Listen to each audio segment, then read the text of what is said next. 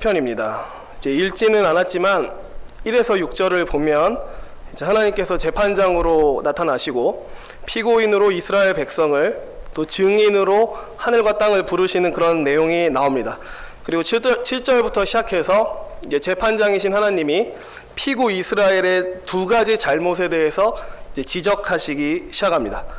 첫 번째 그 잘못을 지적하는 부분은 7절에서 15절까지 나오고요. 그 다음에 두 번째 잘못을 지적하는 내용은 우리가 오늘 읽은 본문인 16절에서 22절까지 나옵니다. 그 첫 번째 잘못에 해당하는 7절에서 15절에 관한 내용을 지난주에 청년들과 이미 살펴봤기 때문에 오늘은 이제 두 번째 그 잘못을 지적하는 부분을 보려고 합니다. 근데 그 전에 그래도 이제 지난주에 청년들과 나눴던 내용을 잠깐만 좀 요약해서 말씀드리도록 하겠습니다. 이스라엘 백성이 이제 저지르고 있었던 첫 번째 잘못은 뭐냐면 하나님께 바치는 제물에 대해서 오해하고 있었습니다. 그러니까 당시 이제 고대인들은 어떤 생각을 하고 있었냐면 신들이 이 사람이 바치는 동물 제물을 먹고 그것을 양식으로 삼아서 이제 힘을 얻는다라고 생각을 했습니다. 그래서 사람은 자기가 믿는 신을 섬길 때에 주기적으로 동물 제물을 계속해서 그 신에게 바쳤어야 됐습니다. 왜냐하면 신이 배고프면 안 되니까. 그래서 계속해서 짐승 제물을 자신들의 신에게 바쳤습니다. 한마디로 고대인들은 어떤 생각을 갖고 있었냐면 내가 믿는 나의 신이 내가 바치는 제물을 먹어야만 한다. 이 제물이 내 신에게는 반드시 필요하다라고 생각을 했습니다. 바꿔서 얘기하면 신이 인간이 바치는 제물에 의존하고 있다라고 생각을 했습니다. 내가 이 제물을 바치지 않으면 신은 배가 고파서 큰일 난다라고 생각한 거죠. 그렇게 신은 인간의 제물에 의존하는 존재였습니다. 고대인들이 생각했을 때요. 그러다 보니까 뭐가 가능했냐면 내가 제물을 잘 바쳐서 신의 환심을 살 수 있다는 생각을 할 수 있었습니다. 왜냐하면 신은 내가 바치는 짐승 제물을 먹어야만 하니까. 그래서 제때 그 제물을 잘 바치면 나는 신의 마음을 살 수 있고 내가 원하는 소원과 내가 원하는 바람을 이제 그 신이 그대로 들어주는 것을 기대했습니다. 이게 일반적으로 당시 고대인들이 갖고 있던 생각이었습니다. 내가 드리는 짐승 제물로 신의 환심을 사서 내가 원하는 소원을 이루자. 근데 하나님께서는 이스라엘 백성들조차 당시 고대인들이 가지고 있던 생각과 똑같은 생각을 갖고 있는 것을 보고서 거기에 대해서 꾸짖기 시작하십니다. 그게 이제 우리가 읽진 않았지만 이제 7절에서 15절에서 나오는 내용입니다. 그러니까 하나님께서 하시는 말의 요지는 이렇습니다.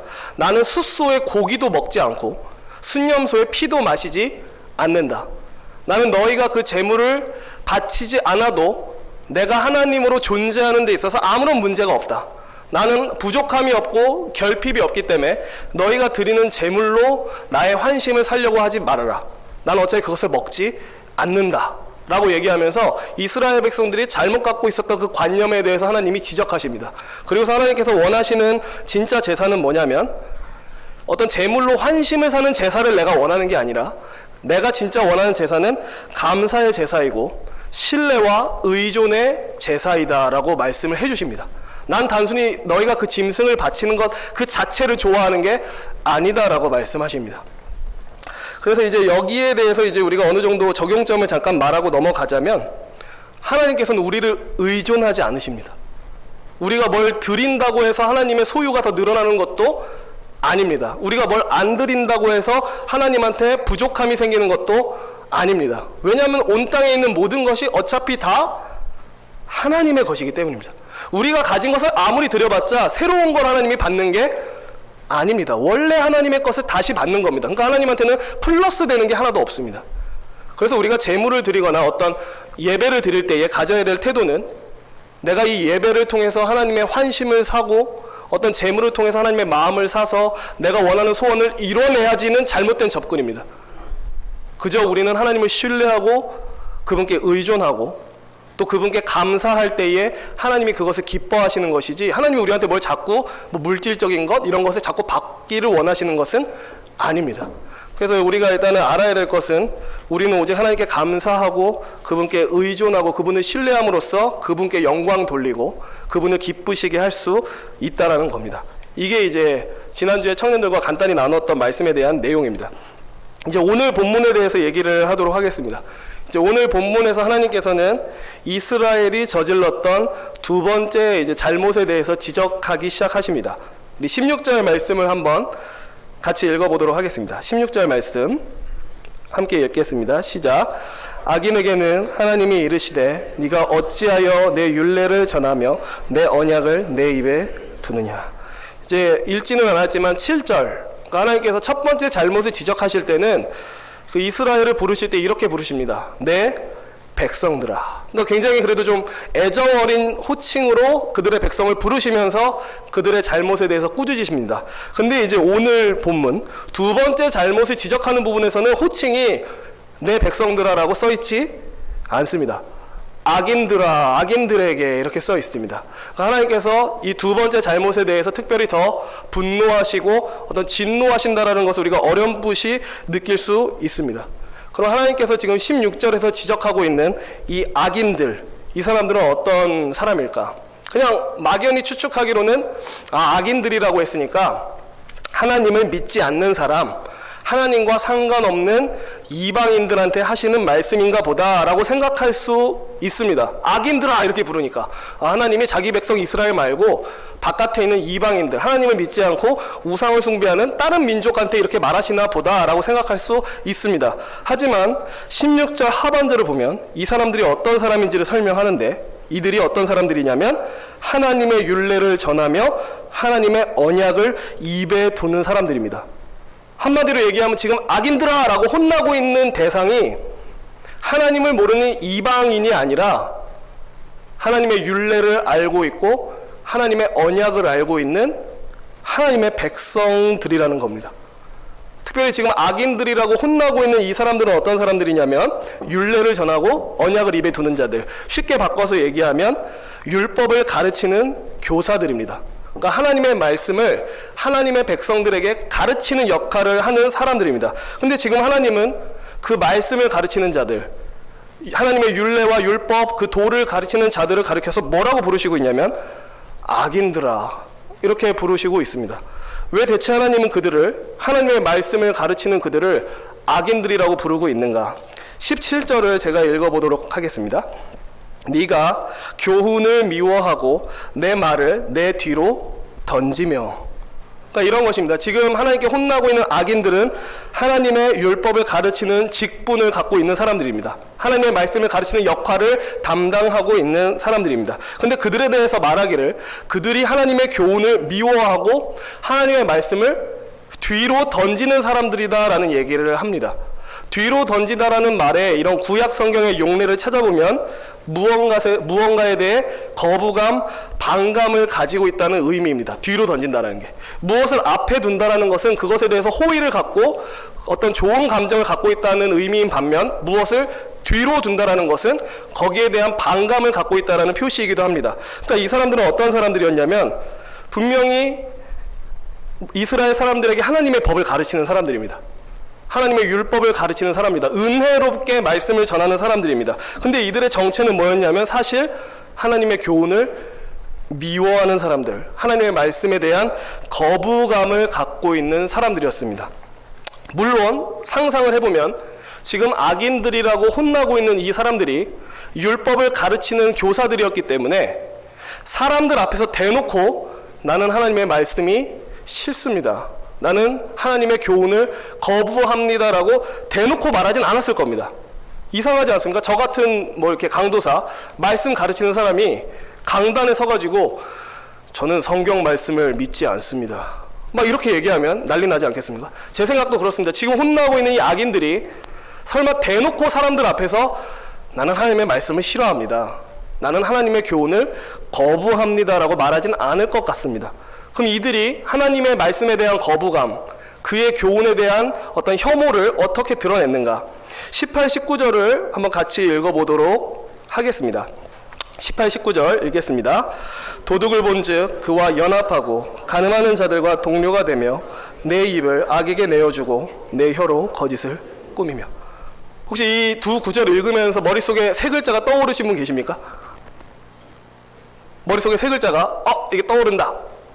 네, 만약 청년들만 있었으면 이제 맞추는 사람한테 이제 청포도 캔디를 주겠지만 여기서는 그렇게 할 수가 없기 때문에 도둑을 본즉 그와 연합하고 간음하는 자들과 동료가 되며 내 입을 악에게 내어주고 내 혀로 거짓을 꾸미며.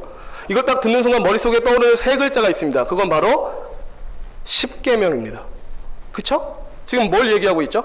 도둑질, 간음이 나오고 있습니다. 그리고 거짓 증거가 나오고 있습니다.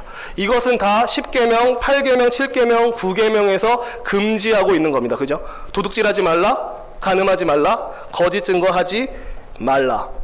그럼 지금 이 악인들이라고 혼나고 있는 율법 교사들은 어떻게 사는 사람들이었는가?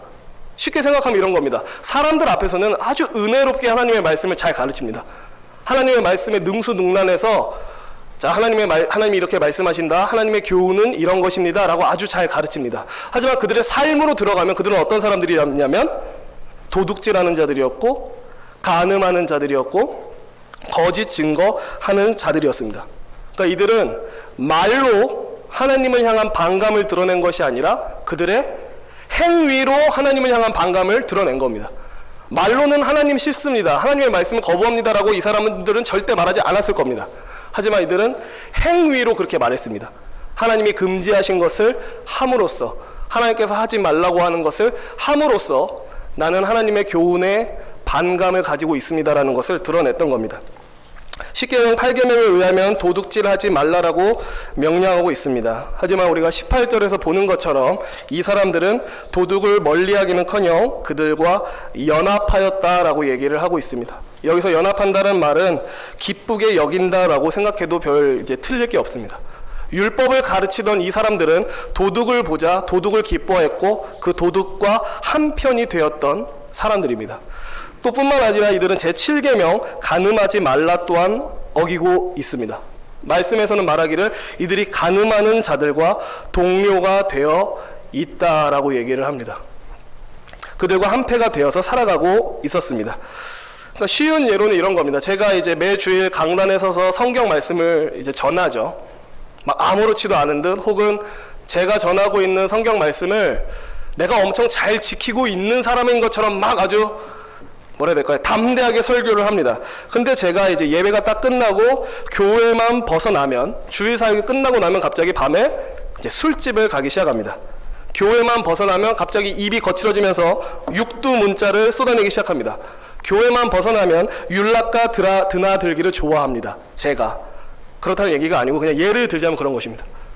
그런 모양새인 겁니다. 지금 하나님께 악인들아라고 혼나고 있는 이 사람들이 주일만 되면 이렇게 막 아무렇지도 않은 사람인 것처럼 자기는 무슨 자기가 전하고 있는 하나님의 말씀에 순종하는 사람인 것처럼 멋들어지게 설교해놓고서는 예배당을 떠나고 나면 완전 다른 사람으로 얼굴을 바꾼 채 살아간다는 겁니다. 하나님께서 내리신 모든 명령, 하나님께서 주신 모든 계명과 무관한 삶을 살고 있던 겁니다. 지금 시편 50편에서 혼나고 있는 이 사람들, 하나님께 책망을 듣고 있는 사람들의 삶이 이랬다라는 겁니다. 그래서 우리가 한 가지 알아야 될 것은 뭐냐면 악인은 누구인가? 뭐 경찰서에 잡혀갈 만큼 아주 막 극악한 잘못을 저지른 사람인가? 아니면 하나님을 대적하고 하나님을 믿지 않는 하나님 바깥에 있는 사람인가? 물론 그들도 악인이라고 얘기할 수 있습니다.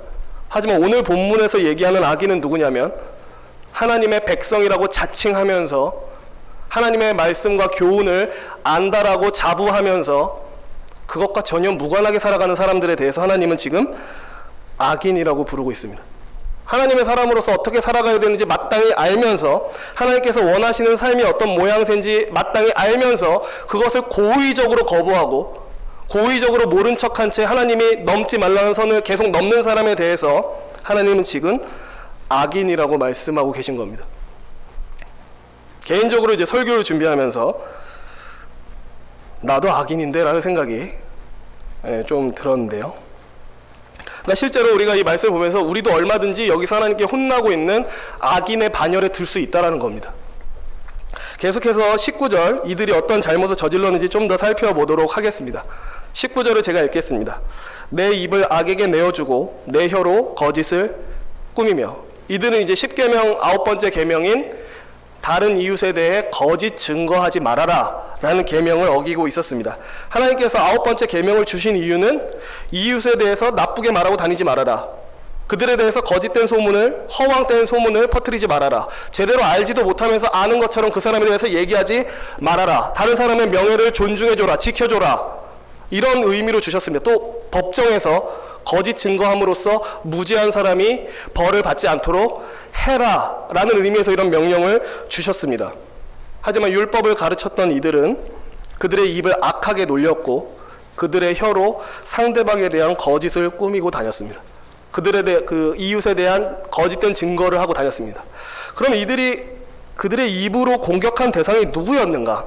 20절에서 얘기를 하는데요. 이들이 자신의 혀로 공격한 사람들이 누구였냐면 앉아서 내 형제를 공박하며 내 어머니의 아들을 비방하는도다. 그러니까 이들이 자신들의 입으로 공격했던 사람이 누구냐면 남이 아니라 같은 어머니에게서 난 형제들이었다는 겁니다. 같은 피를 나눠 가진 형제들에 대해서 왜곡된 사실을 퍼뜨리고 다녔고 모함하고 다녔다라는 겁니다. 사실 사람이 누군가에 대해서 거짓된 소문을 퍼뜨리고 다니는 것 자체가 굉장히 악한 일이긴 하지만 그 중에 가장 악질적인 건 뭐가 있을까요? 그것은 아무래도 자기와 한 핏줄을 가진 형제들에 대해서 모함하고 자기와 동일한 어머니를 가진 형제들에 대해서 모함하고 다니는 것이야말로 가장 죄질이 악한 것일 겁니다. 그러니까 모두가 알다시피 사람들은 그거 싫어하잖아요. 내가 내 형제를 욕하는 건 괜찮아도 남이 내 형제를 욕하는 건 안 됩니다. 그러니까 어떤 미운 마음이 있어도 결코 버릴 수는 없는 게 혈연 관계입니다. 근데 이들은 그렇게 하지 않았습니다. 가장 가까운 그 혈연 관계 사이를 모함하고 그 혈연 관계를 말로 망가뜨렸던 사람들이 이들이었습니다. 근데 이 구절을 보면서 한 가지 더 생각하게 되는 것은 그겁니다. 사실 우리 중에 그 누구도 피를 나눈 형제를 침몰시키기 위해서 우리 형제나 자매 중 누군가가 좀 망했으면 좋겠다 싶은 마음에 거짓 증언을 하고 다니는 사람은 사실 우리 중에 없죠. 없을 겁니다. 아마 이 중에 없을 겁니다. 아무리 미워도 내 형제 자매가 망했으면 좋겠다라고 생각해서 모함하고 거짓된 얘기를 하고 다니는 사람은 솔직히 없을 것입니다. 그래도 언니고 오빠고 동생이니까. 근데 우리가 생각을 더 해봐야 되는 형제 자매가 있습니다. 무슨 얘기를 할지 이렇게 예상이 되지 않으십니까? 우리가 더 생각해 봐야 할 형제 자매가 있습니다. 그건 누구냐면 같은 구주 예수 그리스도를 믿고 있는 사람들입니다. 그러니까 이 자리에서 함께 예배하고 있는 자들 또한 우리가 항상 인지해야 되는 사실 중 하나는 피 한 방울 안 섞인 남이지만 우리가 함께 그리스도를 믿고 동일한 하나님 아버지를 우리의 영적 아버지로 부르고 있다면 우리는 틀림없이 형제요 자매입니다. 그러니까 20절에 대해서 어느 정도 적용점을 좀 생각해 보자면 우리가 혈연으로 연결된 어떤 친족들을 험담하면 안 된다, 그들에 대해서 거짓 증거하면 안 된다로 끝나는 것이 아니라 피 한 방울 안 섞였지만 같은 하늘 아버지를 부르고 있는 교회 안에 있는 형제 자매들에 대해서도 우리가 굉장히 입을 조심해야 된다는 걸 좀 기억할 필요가 있습니다. 항상 기억할 필요가 있습니다. 어떤 기억할 필요가 있냐면 내 옆에 있는 이 사람 나랑 하나도 안 닮았고 부모님도 다르고 피 한 방울 안 섞였지만 영적으로 이 사람은 나의 형제요 자매다라는 생각을 항상 가질 필요가 있습니다. 우리가 하나님 안에서 가족이다라는 인식을 버릴 때에 그때 우리는 내 옆에 있는 형제들에 대해서 더 쉽게 함부로 얘기하게 됩니다. 내가 이 교회에 있는 사람들과 동일한 영적 아버지를 둔 가족이다라는 인식을 벗어 던지면 그때부터 우리는 우리의 입으로 내 형제요 자매인 교회 지체들을 공격할 수도 있습니다.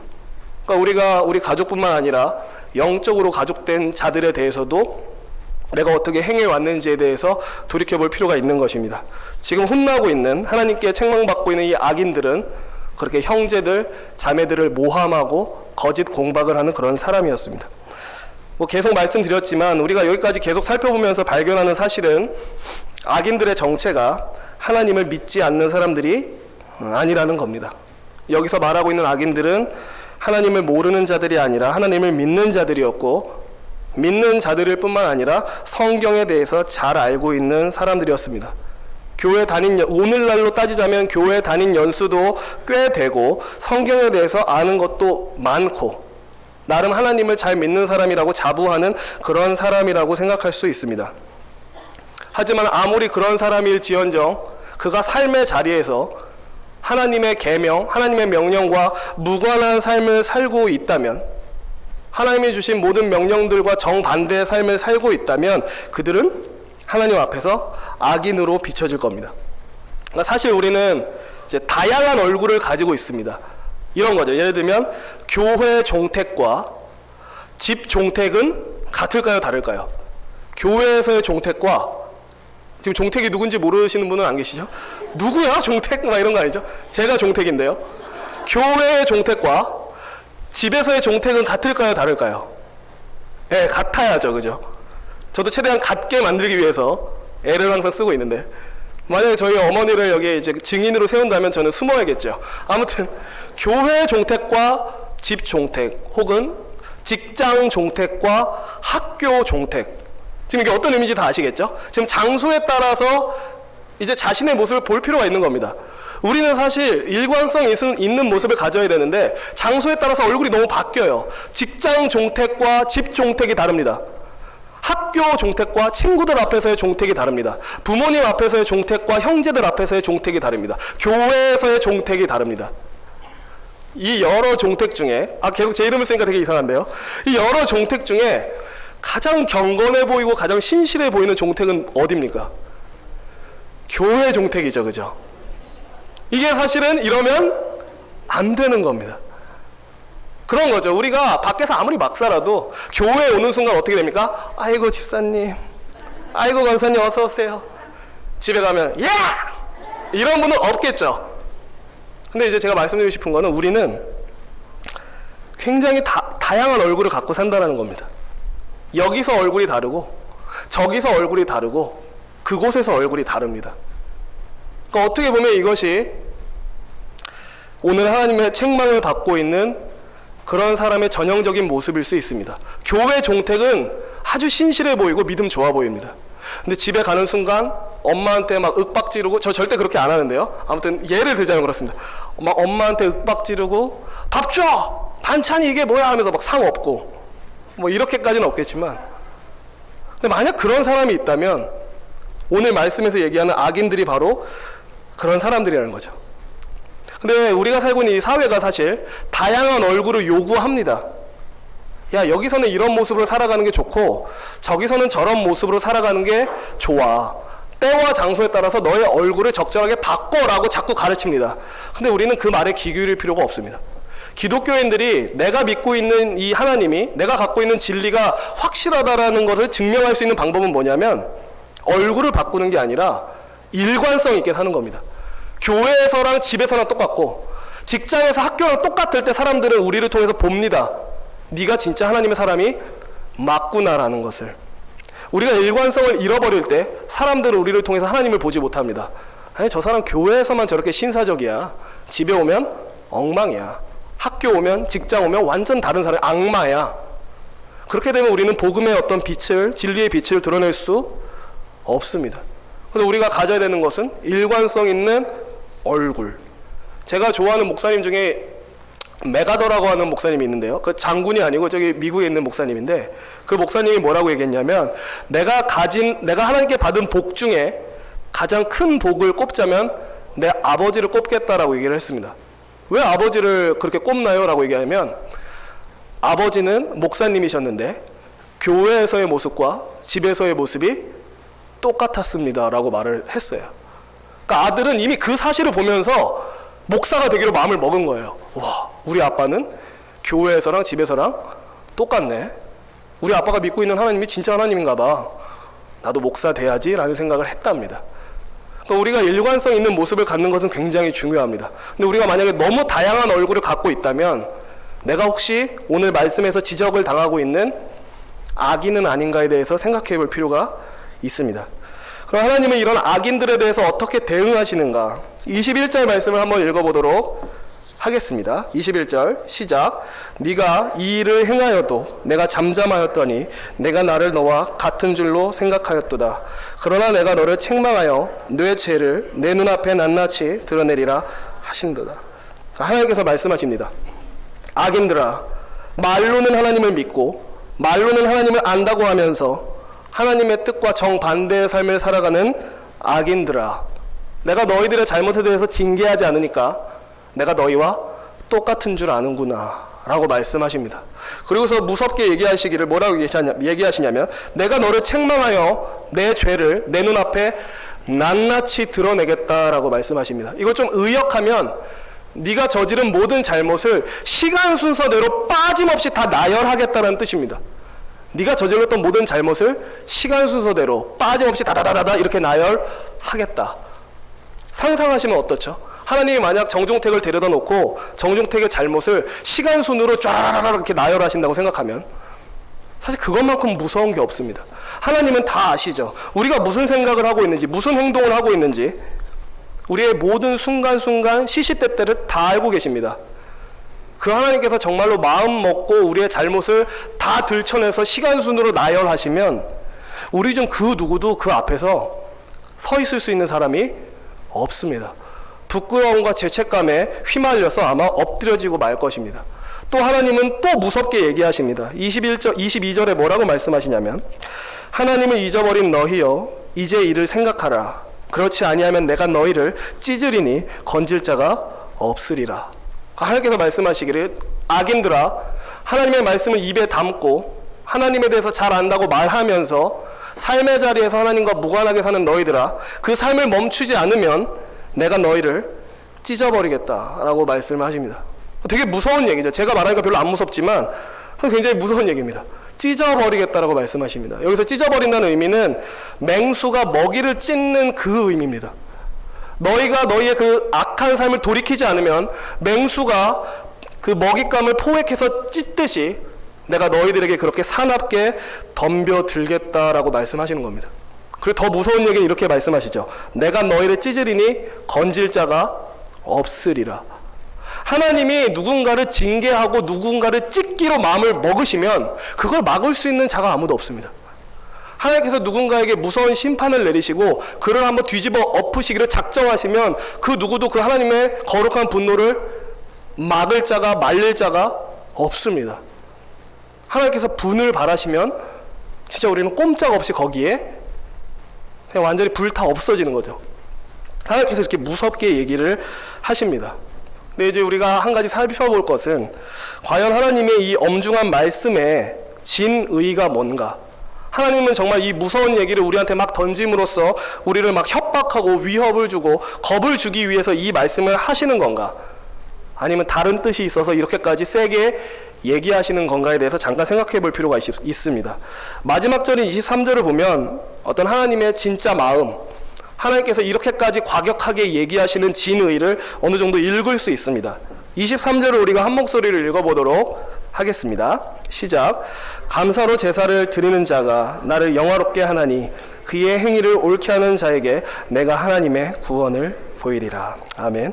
이 하반절 그의 행위를 옳게 하는 자에게 나의 구원을 보이리라가 우리가 오늘 살펴본 말씀에 대한 결론입니다. 그러니까 하나님께서 원하시는 걸 이제 얘기해 주시는 거예요. 너희가 나를 믿는다고 하면서 나의 어떤 계명에 대해서 안다고 하면서 그것과 전혀 다른 삶을 살았었지. 이제 그것을 멈추고 너희의 행위를 옳게 해라. 그렇게 하면 내가 너희에게 나의 구원을 보이리라 라고 말씀하십니다. 그러니까 제가 강조하고 싶은 건 뭐냐면 하나님이 이 말씀의 마무리를 뭘로 끝내시냐라는 거죠. 내가 너희를 멸하리라고 끝내지 않습니다. 너희를 찢어버리겠다로 끝내지 않습니다. 내 손에서 이 분노를 막을 수 있는 사람은 아무도 없다라고 말씀을 마치지 않습니다. 하나님 23절에서 말씀을 뭘로 끝내냐면 행위를 옳게 하는 자에게 구원을 보이겠다라고 말씀을 끝내십니다. 그럼 우리는 뭘 읽을 수 있냐면 하나님이 이렇게 무섭게 책망하신 진짜 의도가 뭔지 보는 겁니다. 하나님이 왜 우리를 이렇게 무섭게 책망하셨을까? 왜 찢는다고 이 분노를 멈출 자가 없다라고 얘기하셨을까? 왜 우리의 잘못을 다 드러내버리겠다라고 얘기하셨는가? 그것은 23절에서 보듯이 우리에게 구원을 주고 싶으셔서 그런 겁니다. 그릇된 삶에서 돌이키면 내가 너에게 구원을 줄 거니까 이제 더 이상 그 삶을 살지 말아라 라고 얘기를 하는 거죠. 사실 시편 50편은 시작은 되게 엄중한 재판장으로 하나님이 등장을 하십니다. 막 판결하시는 무서운 분으로 등장을 하십니다. 근데 23절 끝에서는 뭘로 끝나냐면 그럼에도 불구하고 회개하고 하나님께 돌아오는 죄인을 구원하시고자 하는 구원자로 자신의 모습을 드러내십니다. 이게 진짜 하나님의 마음인 거죠. 그의 백성들한테 막 쓴소리하고 모진 소리를 하지만 그게 전부가 아니라 하나님이 진짜 원하시는 것은 내가 너희에게 구원을 주고 싶으니 너희가 가던 그릇된 길에서 멈춰서 내게로 돌아오라라고 말씀하고 계신 겁니다. 그럼 우리는 이 하나님 앞에서 어떤 태도를 취해야 될까요? 우리에게 끝끝내 구원을 허락하길 원하시는 이 자애로운 하나님 앞에 어떤 태도를 취해야 될까요? 그것은 겸손히 낮추는 겸비하는 태도일 것입니다. 말씀을 마치겠습니다. 요 근래 청년들과 계속해서 참된 예배가 뭔지에 대한 말씀을 계속 나누고 있습니다. 참된 예배는 뭘까요? 하면서 막 이런저런 얘기를 계속 하고 있는데요. 오늘 말씀을 통해서 우리가 발견하게 되는 참된 예배가 하나 있습니다. 그건 뭐냐면 내가 속한 삶의 자리에서 하나님의 말씀에 최대한 순종하려고 애쓰는 삶입니다. 교회에서 뿐만 아니라 직장에서, 집에서, 학교에서, 그 외의 모든 모임에서 내가 일관성 있는 모습으로 하나님의 말씀에 순종하며 사는 것, 이것이야말로 하나님께서 우리에게 요구하시는 참된 예배라는 것을 알게 됩니다. 근데 가끔 이렇게 여러분 삶에서 예배하십시오, 삶에서 하나님의 뜻에 순종하십시오 라고 제가 이렇게 던지면 설교를 들을 때는 느낌적으로는 알겠어요. 그래, 이제 하나님의 뜻에 따라 살아야지. 근데 막상 삶의 자리로 가면 어떻게 해야 되는지 좀 애매할 때가 있습니다. 저만 그렇습니까? 한 가지 방법을 알려드리자면 이건 어떤 분이 얘기하신 건데, 여러분의 양심을 따라 사십시오라고 얘기했습니다. 하나님의 말씀으로 빚어진, 하나님의 계명으로 빚어진 양심으로 사십시오. 여러분의 그 하나님의 계명으로 빚어진 여러분의 양심이 무언가를 거부한다면 양심에 따라 그것을 거부하시고, 하나님의 계명으로 연단된 우리의 양심이 무언가를 좋아한다면 그 양심을 따라 좋아하십시오라고 알려줬습니다.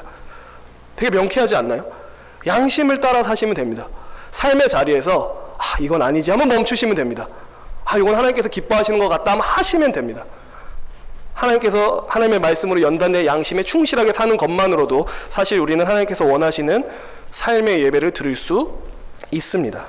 그래서 이 자리에 계신 저와 성도님들 모두가 다시 한번 내가 속한 삶의 자리에서 어떻게 살아왔는지를 돌이켜보면서 일관성 있는 모습으로 또 순종의 삶으로 하나님께 영적 예배를 드리는 복된 성도님들이 될 수 있길 주님의 이름으로 기원합니다. 네. 하나님 아버지, 우리가 이토록 연약합니다. 우리가 참 교회 안에서는 가장 교양 있고 가장 선하고 가장 예의 바르고 가장 신실한 사람으로 존재하지만 삶의 자리로 흩어지면 여지없이 형편없는 모습을 많이 드러낼 때가 있습니다. 주님, 그런 우리를 불쌍히 여겨주시고 오늘 말씀 따라 우리가 다시 한번 주님께로 돌이켜서 모든 삶의 자리에서 하나님의 말씀에 순종하길 원하노니 주여 우리를 붙들어 주시옵소서. 성령님 우리와 동행하시고 우리의 양심을 온전케 하사 우리가 올바른 판단 기준을 갖고 하나님의 뜻을 쫓게 하시고 그렇게 우리가 살아감으로써 우리의 삶의 모습을 통해 하나님 영광 받으시는 일이 있게 하여 주옵소서. 우리가 삶의 모든 자리에서 일관성 있게 살아감으로 우리를 지켜보는 모든 자들이 당신은 참으로 하나님의 사람이고 당신이 믿는 하나님은 실제 존재하는군요 라고 얘기할 수 있는 그 날이 우리 각자 삶에 있게 하여 주시옵소서. 감사드립니다. 예수 그리스도의 이름으로 기도합니다.